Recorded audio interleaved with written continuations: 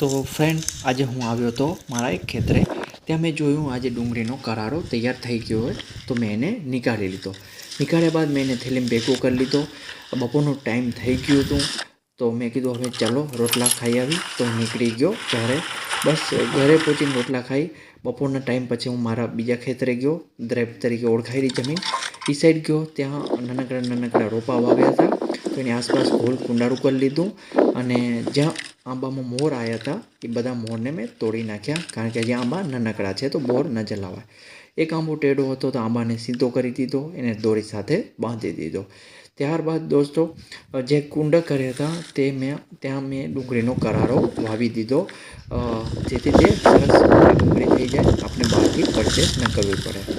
સાથે મમ્મીએ પણ વવરાવ્યો. થોડી વાર બાદ દોસ્તો મેં એમાં પાણી ચાલુ કરી દીધું, તાકી કરારો બધો પાણીથી સરસ મજાનું રીઝી જાય. આ બીજી ડુંગળી, ધાણા બધું આવ્યું હતું, બધાને પાણી પાઈ દીધું. પછી પહોંચી ગયા ઘરે.